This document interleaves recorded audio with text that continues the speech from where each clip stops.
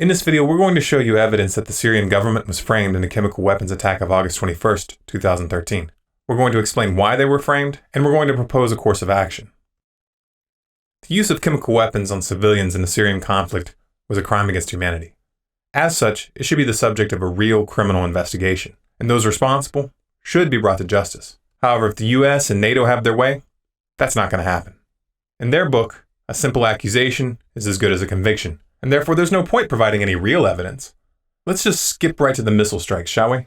This isn't really surprising to anyone who's been paying attention, though. The United States has had Syria and Iran in their crosshairs for a long time. The plans for these wars have been in the works for over a decade. About 10 days after 9/11, I went through the Pentagon and I saw Secretary Rumsfeld and Deputy Secretary Wolfowitz. I went downstairs just to say hello to some of the people on the Joint Staff who used to work for me, and one of the generals called me and he said, "Sir, you got to come in and talk to me a second." I said, "Well, you're too busy." He said, No. He says, "We've made the decision. We're going to war with Iraq." This was on or about the 20th of September. I said, "We're going to war with Iraq. Why?" He said, "I don't know." He said, "I guess they don't know what else to do." So I said, "Well, did they find some information connecting Saddam to Al-Qaeda?" He said, No. He says, "There's nothing new that way. They've just made the decision to go to war with Iraq." He said, "I guess it's like we don't know what to do about terrorists, but we've got a good military and we can take down governments." And he said, "I guess if the only tool you have is a hammer, every problem has to look like a nail." So I came back to see him a few weeks later, and by that time we were bombing in Afghanistan. I said, "Are we still going to war with Iraq?" And he said, "Oh, it's worse than that." He said, he reached over on his desk, he picked up a piece of paper, and he said, I just got this down from upstairs," meaning the Secretary of Defense's office today, and he said, "This is a memo that describes how we're going to take out 7 countries in 5 years, starting with Iraq and then Syria, Lebanon, Libya, Somalia, Sudan, and finishing off Iran." There are 3 primary psychological techniques that the powers that be in any given era use to build up the public support needed to take a country to war. 1. Create the impression that the aggressor is actually acting in self-defense, or in defense of a helpless nation. This can be done by exaggerating the danger posed by an enemy, fabricating an attack and blaming it on the enemy, or intentionally provoking the enemy into a response. 2. Build up a crusade mythology, one that presents the aggressors as fighting for a higher ideal, or for the good of all humanity. In our current era, the meme of spreading democracy, fighting terrorism, or defending human rights are the most commonly used. 3. Dehumanize the enemy. War is mass murder. Therefore, presenting the enemy as evil, barbaric, or subhuman is essential unless you want your citizens and your soldiers questioning the morality of their actions. This pattern is often supported and augmented by a sense of cultural or racial superiority. The way Islamophobia is capitalized on to build moral support for this phony war on terror is a perfect example. The US government has a long, illustrious history of using these techniques, and they keep using them because they work. I frankly think that crisis initiation is really tough. And it's very hard for me to see how the United States president can get us to war with Iran. Which leads me to conclude that if, in fact, compromise is not coming, that the traditional way of America gets to war is what would be best for U.S. interests. Some people might think that Mr. Roosevelt wanted to get us into World War II, as David mentioned. You may recall we had to wait for Pearl Harbor. Some people might think Mr. Wilson wanted to get us into World War I. You may recall he had to wait for the Lusitania episode. Some people might think that Mr. Johnson wanted to send troops to Vietnam. You may recall he had to wait for the Gulf of Tonkin episode. We didn't go to war with Spain until the until the Maine exploded. And may I point out that Mr. Lincoln did not feel he could call out the Federal Army until Fort Sumter was attacked, which is why he ordered the commander at Fort Sumter to do exactly that thing which the South Carolinians had said would cause an attack. So if, in fact, the Iranians aren't going to compromise, it would be best if somebody else started the war. One can combine other means of pressure with sanctions. I mentioned that explosion on August 17th. We could step up the pressure. I mean, look, people, Iranian submarines periodically go down. Someday one of them might not come up. Who would know why?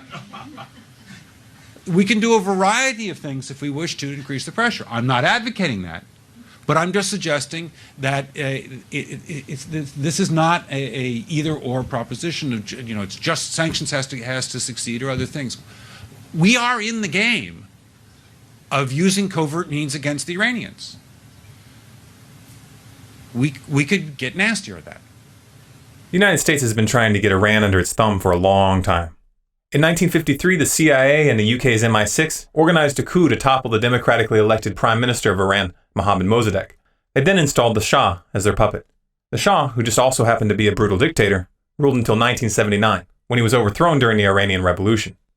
The US didn't like that, so they tried to take Iran down by arming and funding Saddam Hussein against the Iranians. This was during the Iranian-Iraq War, which is also sometimes referred to as the First Persian Gulf War, which lasted from 1980 to 1988. The US continued its support for Iraq even though they knew full well that he was using chemical weapons against the Iranians. This now declassified top-secret memo from November 4th, 1983, documents chemical weapons used by Iraq and discusses Iran's likely reactions. Here's a second memo written on February 24th, 1984 to the Director of Central Intelligence, predicting that Iraq will use nerve agents against Iran. Note that the source of these documents is Foreign Policy Magazine, which is an extremely pro-establishment publication by any standards. In spite of this, friendly diplomatic relations between the US and Saddam continued. This video of Donald Rumsfeld, then Special Envoy of President Ronald Reagan, meeting with Saddam was taken on December 20th, 1983, which was after the first memo. This means that those running the US knew Saddam was killing people with poison gas, and they didn't care. Taking down Iran was more important to the US government than protecting human rights, and it still is. Saddam failed to defeat Iran, so the US switched tactics, and for a long time they tried to go after Iran directly by accusing them of building nuclear weapons in order to justify military strikes. However, this line of worn-out propaganda didn't gain any traction, largely because the US government had lost most of its credibility in their trumped-up claims about Iraq's weapons of mass destruction. You can only cry wolf so many times before people start rolling their eyes. Their agenda fell apart completely when elements within the CIA and Mossad came forward stating that there was no evidence that Iran even intended to build such a weapon. Not to be deterred by little details like the truth, these chicken-hawk neocons decided to go after Syria to get to Iran. They know that Syria and Iran have a mutual defense agreement, and if NATO forces enter Syria, Iran will be drawn into the fight. And then these little deranged psychopaths in suits will get their war. We still have to maintain appearances, though. We wouldn't want people to think that this is about controlling the world's oil supply and protecting the petrodollar, would we? No, put those crazy conspiracy theories out of your mind. We're here to spread democracy and freedom and to protect human rights with 50 caliber machine guns and drone strikes. If it were obvious that the US was attacking Syria, it would be very difficult to obtain international or domestic support. So rather than attacking Syria directly, the US and NATO have been running a proxy war by arming and funding the Syrian rebels. To obscure the source of this support, US allies in the region such as Qatar and Saudi Arabia have been used to purchase weapons, then route them to Syria via Turkey. This pattern of arming and funding dictators or extremist groups to get them to take down non-cooperative governments has been a key element in America's foreign policy ever since the creation of the CIA after World War II. We also have a history of kind of moving in and out of Pakistan. I mean, let's remember here, the people we are fighting today, we funded 20 years ago. Well, let's not just talk about this in a general sense. Who was running that operation?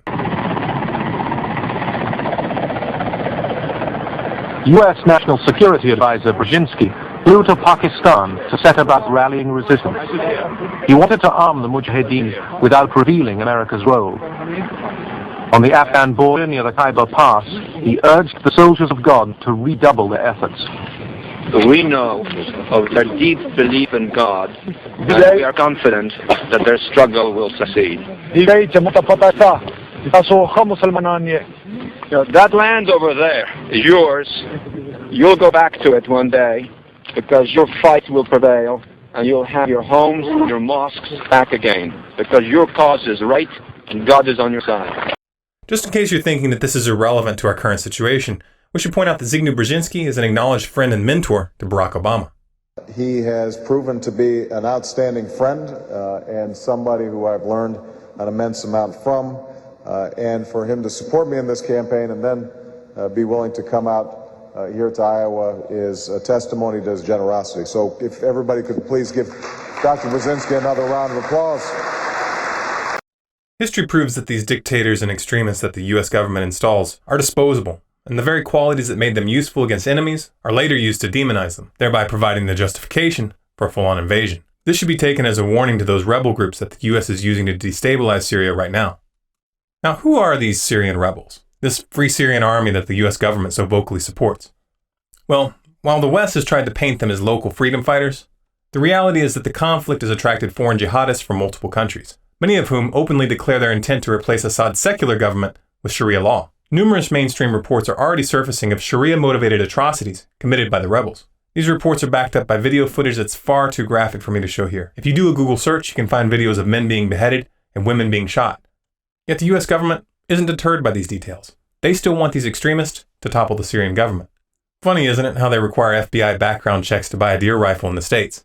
But if you're a foreign jihadist trying to overthrow a government that Washington isn't on good terms with, they'll send you rocket launchers and heavy artillery with no questions asked. And how do you reconcile the fact that the US is fighting religious extremists in Afghanistan, calling them terrorists, while supporting those same groups in Syria, calling them freedom fighters? It doesn't make sense at all if you take the US government's propaganda at face value. On March 19, 2013, sarin gas was used in Syria near Aleppo. Israel and the US promptly blamed the Syrian government for the attacks, even though many of those who were killed were Syrian government soldiers.